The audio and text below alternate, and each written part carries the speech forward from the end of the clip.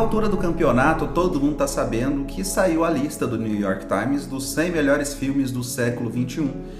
Agora, nesse momento, tá todo mundo fazendo sua própria lista, virou uma brincadeira, eu vou entrar nessa. Eu vou trazer os meus 15 melhores filmes do século, na minha opinião, trazendo algum tipo de justificativa, mas isso é muito subjetivo, assim como a lista do New York Times é. Vai ter gente que não vai concordar de forma alguma, Parasita tá em primeiro lugar, ou Âncora tá nessa lista, Superbad está nessa lista. Tem uma quantidade quase mínima de filmes internacionais, né? Então é uma lista americana sobre o cinema americano. Também me assusta muito lista de outras pessoas aqui no YouTube, às vezes eu vou ver e falo, gente, sério?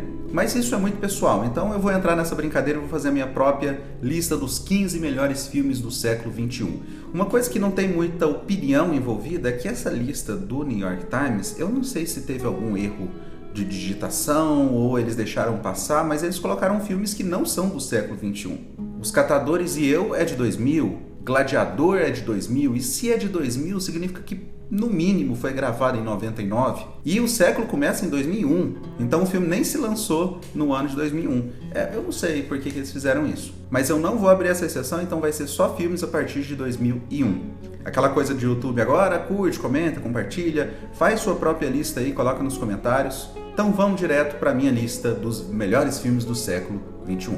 Primeiro vamos fazer uma menção honrosa, rapidinho, tá? Eu não consigo não citar Pecadores, que é o filme mais recente da lista. Pecadores é um filme excelente em todos os aspectos, eu acho que é uma mudança, questão do cinema gótico, do terror, os vampiros no cinema de forma, pela primeira vez em anos, né? Se não fosse pelo Nosferatu, né, a gente poderia dizer que é o primeiro filme em décadas, que realmente é um filme de vampiro respeitável. Então Pecadores tem que estar nessa menção honrosa. Assim como O Segredo de Brokeback Mountain, Uma Mente Brilhante e Entre Meninos e Lobos. São filmes excelentes, não tenho o que dizer, né? O Clint tem no século XXI ele tem uma filmografia muito boa. Eu também tenho que citar a filmografia do Woody Allen no século XXI. Então, Meia Noite em Paris é um filme excelente demais esse filme. Eu não consigo deixar de citar. E tem uma série de outros filmes do Woody Allen, né? O Sonho de Cassandra, o Match Point com a Scarlett Johansson. Então todos esses filmes foram menções honrosas. Vamos direto para a lista dos 15, número 15. Em 15º lugar eu coloco um filme brasileiro nessa lista. É um filme que me surpreendeu muito quando eu vi, é um filme muito divertido. Parece que é quase um documentário de o tanto que os atores estão naturais naquele filme. Todos os grandes atores do cinema brasileiro estão naquele filme. É Os Vingadores do cinema brasileiro. Narradores de Javé. É um filme que conta a história de um homem que está tentando escrever a história de uma cidade para a cidade ganhar força cultural para ela não ser destruída por uma construção de uma barragem. Ela precisa ter registros históricos. Então ele começa a entrevistar moradores para tentar fazer um dossiê, fazer um compilado da história daquela cidade e mostrar que aquela cidade é importante o suficiente para não ser destruída. O filme ele é trágico, mas ele é engraçado, ele tem tudo na dose certa. Então, Os Narradores de Javé em 15º lugar. Em 14º lugar, eu vou colocar uma animação, porque essa animação, além dela ter me marcado muito, eu acho que é um marco das animações também. Ela é uma animação que tem tudo. Eu falei nela recentemente, ela tem referências de filmes clássicos, ela dá pra ver uma paixão tremenda em fazer cinema aqui, coisa que a animação às vezes não entraria em temas como relacionamento abusivo e tal, que é Toy Story 3. Um dos melhores vilões do cinema de animação tá nesse filme. É um vilão que não tem redenção, então é uma coisa que é marcante pro cinema de animação. Não é todos os filmes que fazem isso. Eu coloco o Toy Story 3, poderia ser Viagem de Chihiro, mas sendo sincero e comigo mesmo, eu gosto mais de Toy Story 3 do que Viagem de Chihiro. Eu sei que é questionável, tem gente que vai falar que é um absurdo, que é claro que Viagem de Chihiro seria um filme mais... Mas pra mim é Toy Story 3. E essa lista é minha, vamos lembrar. No 13º lugar, um documentário que é... Eu diria que ele é um documentário mais revolucionário dos últimos tempos, né? Um documentário que ele começa a misturar a ficção de uma forma quase cômica, mas para um tema muito, muito pesado. O Ato de Matar conta a história de assassinos. Eles vão entrevistar assassinos e eles fazem esses assassinos fazer um filme. Então eles começam a encenar a história deles no passado.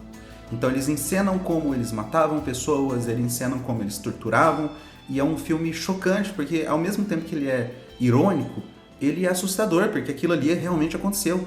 Então é literalmente um cara entrando numa sala e falar: aqui eu amarrei um cara no pé dessa mesa e sentei, e aí a gente ficou cantando uma música. O diretor, no seu maior nível de artístico, ele fala: pode fazer a cena aí pra gente? Senta mais ou menos do jeito que vocês faziam e canta uma música que vocês cantavam na época.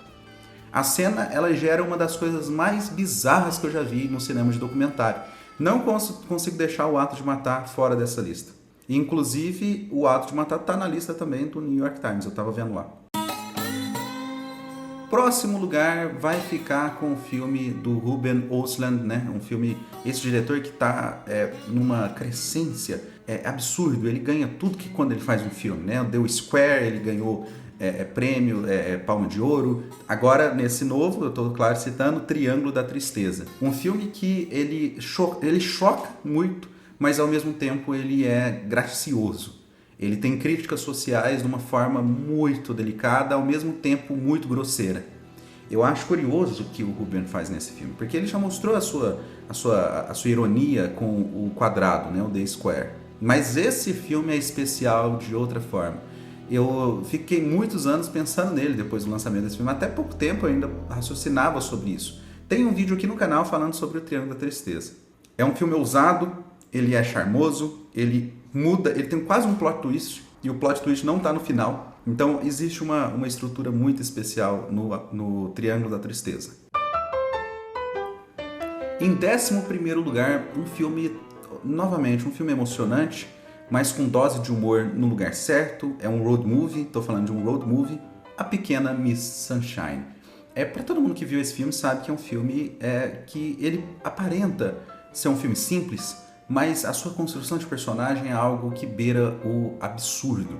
O que eles fazem com o protagonista desse filme é quase inédito, né? Você tem um personagem odiável e a redenção que ele vai ganhando durante o filme é de partir o coração. A gente tem metáforas o tempo todo, mas sem perder o realismo. É um filme, eu diria, um dos filmes mais emocionantes do século XXI. É um filme que realmente pega. Top 10, o duelo começa a ficar um pouquinho mais difícil, porque eu vou abrir com o último duelo. O último duelo do Ridley Scott. O filme que pegou de surpresa, ele foi um flop, né? Quando lançou, parece que não pegou a bilheteria esperada. O Ridley Scott que andou sendo bem criticado nos últimos anos, né? Mas o último duelo não é só um dos melhores filmes que ele já fez, tá? Eu diria que é o melhor filme épico do Ridley Scott. Olha, é difícil dizer isso, né? Porque a gente tem o 1492, a gente tem o Gladiador, mas o último duelo é bizarro de bom. Que filme gracioso. Você tem uma cena de guerra final, que é uma das coisas mais brutais que eu já vi em guerra. Cenas de luta normalmente tendem a ser brutais e tudo. A gente tem desde o Demolidor até... Enfim, tem muitas cenas interessantes de guerra 1 a 1. Mas isso aqui beira dá vontade de tirar os atores do set, assim. Fala, gente, tira que esses caras estão se matando. É uma história muito corajosa de uma mulher que tem uma coragem absoluta de manter seu ponto de vista em relação a um abuso. Então é um filme que foi escrito por mulher, é um filme que tem um personagem feminino extremamente forte e que expõe uma realidade onde uma sociedade completamente machista e bizarra, que nem dá para imaginar que aquilo ali existia. Quer dizer, olha moça, você tá dizendo que aquele cara te abusou? Então seu marido vai lutar com o cara e se ele morrer, você vai morrer também porque você está mentindo. Quer dizer, Deus vai provar pra gente que você está mentindo, que se seu marido perder a luta. Olha que coisa maluca. Então é um filme indigesto, é um filme... é muito estranho. E eu adoro O Último Duelo, eu super coloco ele em top 10 aqui. Em 9º lugar, então, mais um documentário para essa lista, o filme do meu professor, eu diria, né? O Werner Herzog é o meu diretor preferido, todo mundo sabe, e eu já li todos os livros, já fiz curso, masterclass, e ele é um cara que... um dia eu vou fazer um vídeo sobre o masterclass dele. Mas que diretor ousado é o Herzog. E aqui com O Homem-Urso, ele mostrou sua força. Ele faz uma coisa nesse filme, eu vou deixar para vocês assistirem, tá? Mas ele faz uma coisa nesse filme relacionada a um áudio que ninguém faria igual. Ninguém faria aquilo. Se você estivesse dirigindo um filme e tivesse acesso a um áudio, o que ele faz com esse áudio é o que dá o charme ao filme. A princípio parece ruim.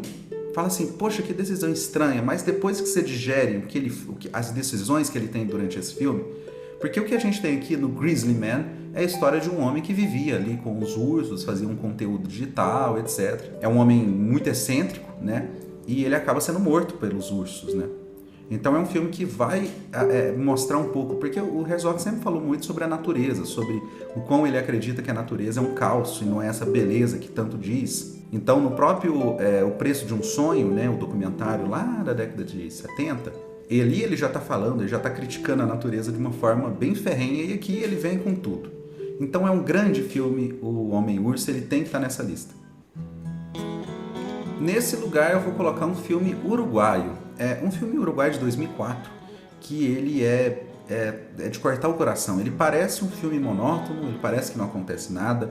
Se você for ver os comentários no Filmou, uma, assim, dá raiva de saber ler, porque são comentários idiotas demais. Assim, diz que o filme não acontece nada, que é um porre, mas que filme que acontece tudo a todo momento. O Whisky, de 2004, o filme que fala sobre depressão, mas da forma mais depressiva possível. O diretor desse filme acaba se matando uns anos depois, então é um filme que carrega muito significado. É um filme pesado, é um filme complicado, não é um filme explícito, então você pode ter gente que vai ver o filme e nem perceber que o filme é sobre depressão, mas é um filme muito carregado. Tem um vídeo inteiro falando sobre o Whisky, que eu sempre falo que é um dos melhores filmes latino-americanos. O Whisky não podia faltar dessa lista.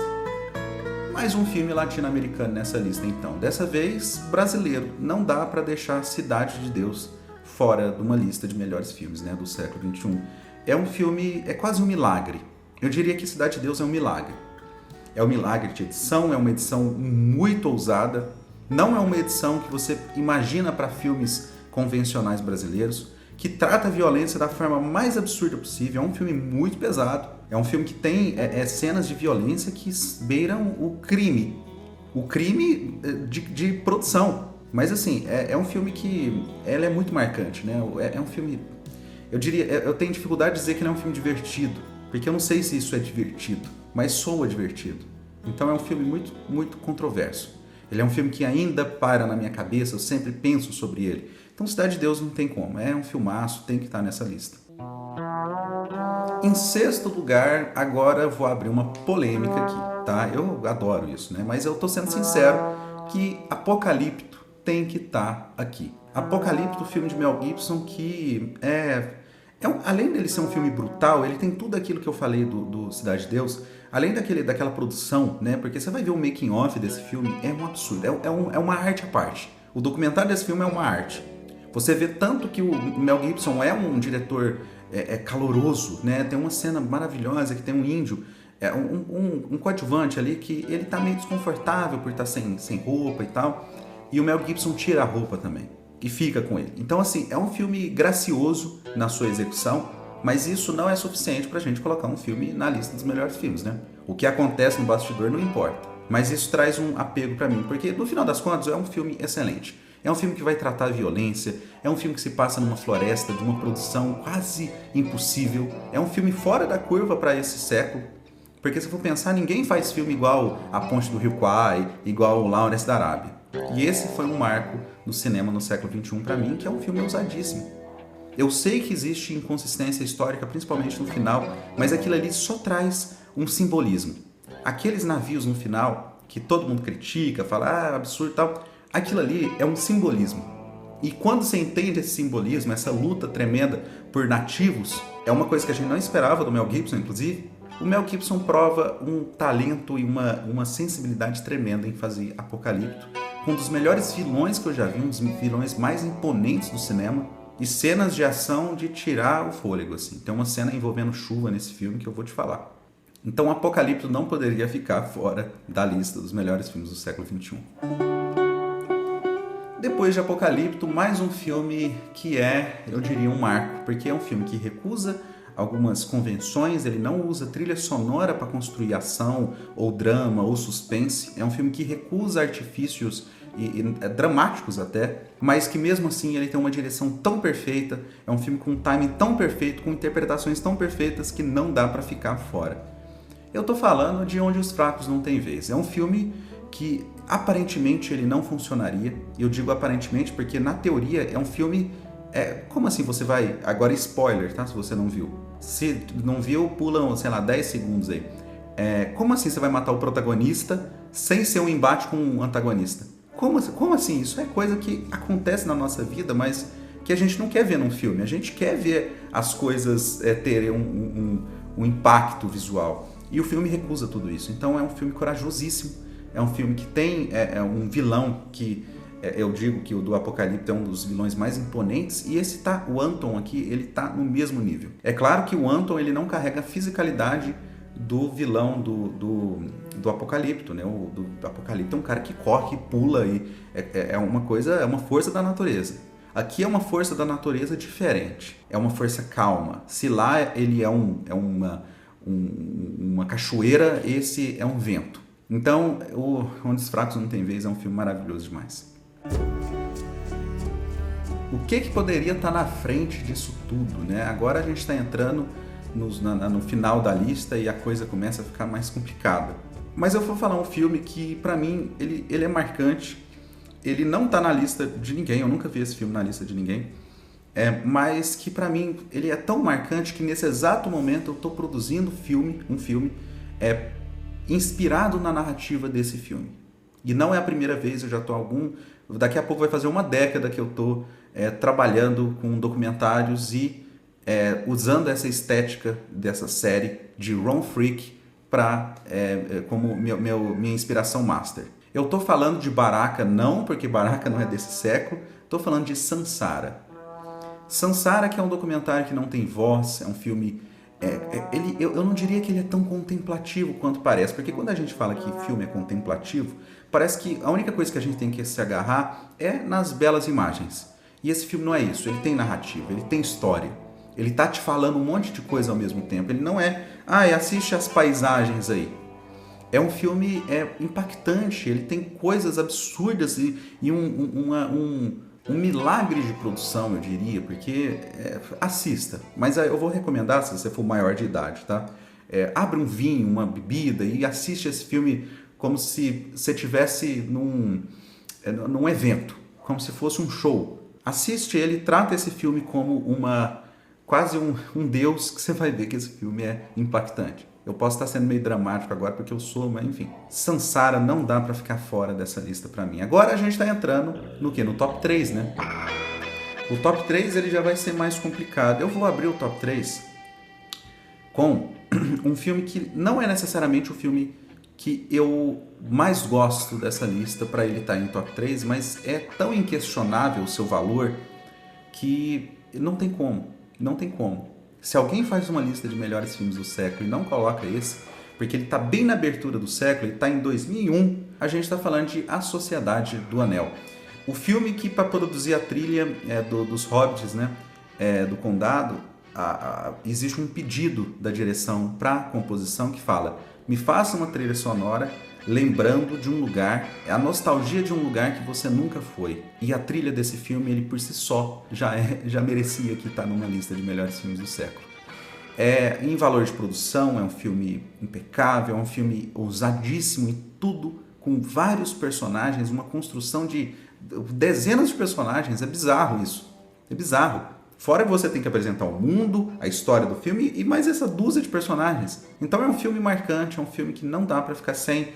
Numa lista dessa é quase obrigatório. Então A Sociedade do Anel entra com certeza. Em segundo lugar, agora eu vou fazer uma coisa, porque assim, como é uma lista pessoal e tudo aqui que eu estou falando tem algum tipo de embasamento, tá? Não é porque eu gosto só, tá? São filmes realmente com valor de produção altíssimo. E aqui eu tô falando de um filme de Paul Thomas Anderson. Um filme de Paul Thomas Anderson em segundo lugar. É um dos grandes diretores do século, tá? Da sua geração, eu diria que talvez o maior.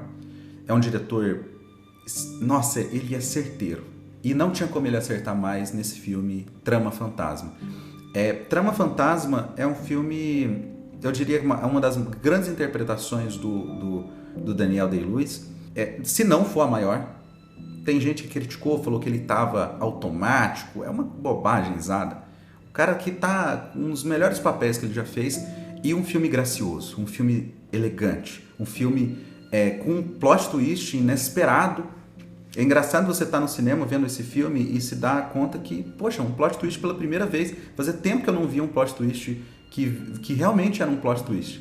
Porque normalmente filmes de plot twist você percebe, vai ter reviravolta isso aí. Dá pra sentir. Esse não, ele pega de surpresa mesmo. É um filme que tem um casal que é talvez o melhor casal da história do cinema, porque é um casal tão antagônico que parece que não vai encaixar, mas ele encaixa. Então fala muito, parece que é um filme real, assim, é um filme da nossa vida. Mas a produção desse filme é um absurdo. Eu lembro que na época ele ganhou figurino, e não é à toa, tá? Esse filme é quase uma exposição de moda. É um filme 100%, 100%. O que poderia estar na frente de tudo isso para eu afirmar que que nesse momento da minha vida eu sinto que é o melhor filme do século? Em primeiro lugar, né, um filme que tem um valor de produção que bate ou é igual a todos esses antes, que tem um valor de produção de estrutura de altíssimo nível, que tem uma história complexa, com personagens complexos, com uma estrutura fora do comum e com uma história que é de partir o coração, mas ao mesmo tempo é tão moderna que não tem como a gente não se emocionar, principalmente considerando que é uma história real. Então vamos lá, que filme que eu estou falando? Um filme do mestre, de um diretor que é impressionante como ele ainda está com energia para ficar fazendo filme com tanta força, com tanta produção, e que eu acho bizarro o Oscar desse ano não ter considerado assim como o melhor filme do ano. E olha que eu tô falando que ele é o melhor filme do século, imagina. É claro que eu tô falando de Assassino da Lua das Flores. Que filme angustiante, forte, bonito, mas feio, com personagens que na época eu lembro de não gostar tanto. Eu falei, gente, não tá certo.